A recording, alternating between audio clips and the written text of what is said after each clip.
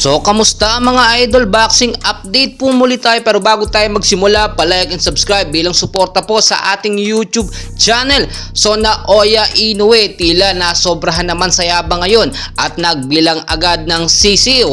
5 rounds lang daw po ang aabutin ng ating kababayan na si Marlon Tapales sa kanilang magiging undisputed fight sa nalalapit nga po darating na December 26, 2023. Ang dalawang boksingero po na ito ay dumadaan ngayon sa matinding training talaga, especially po ang ating kababayan na si Marlon Tapales. Ito naman pong si Naoya Inoue, kunting sakit lang ng pangangatawan, nagtuturok daw po agad ng pain reliever, which is kahina-hinala. While guys, sasabihin ko po sa inyo, hindi pa nakakalusot sa issue itong si Naoya Inoue. Saka na lamang niya sabihin gumagamit lamang siya ng pain reliever after po siya ma-drug test, no, sa kanilang anti-doping test. And for sure magkakaroon talaga yan bago simulan ang kanilang laban. So kapag ka meron talaga at napatunayan na gumagamit po ng pinagbabawal na gamot itong sa Naoya Inoue, automatically po panalo ang ating kababayan na si Marlon Tapales. Kaya i-make sure talaga ni Inoue na yung kayabangan niya ay nasa lugar, kasi kapag ka nagpositibo siya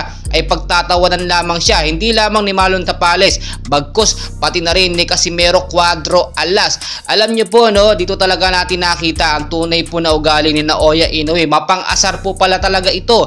Nung nakaraan kasi nakita naman natin very humble, tahimik lamang, pero sa loob lang pala yun, sa labas lang po pala yun, pero sa loob pala niya, no, ay ang tingin niya sa mga Pilipino boxer ay napakahihina, no. Alam naman natin na mataas ang respeto niya kay Manny Pacquiao, pero itong si Manny Pacquiao hindi na po ganoon ka-active sa unlike po kay Casimero, kay Marlon Tapales at kay Nonito Donaire, which is tinalo nga po nitong si Naoya Inoue, ay sana magbigay din siya ng same na respeto kagaya kay Manny Pacquiao. And well guys, alam talaga natin, no, na inaabangan ito ng mga Filipino fans. December 26 po yan at talagang makikita nyo yung ganti ng Filipino boxer natin na si Marlon Tapales. At alam ko din na ito nga po si Casimero Cuadro Alas ay gusto talaga niyang manalo itong si Marlon Tapales para maiganti talaga yung kayabangan nga po nitong si Naoya Inoue matapos niyang sabihin na wala siya ng ganang labanan itong si Casimero Cuadro Alas, which is alam naman natin, no, na pinataob niya, no,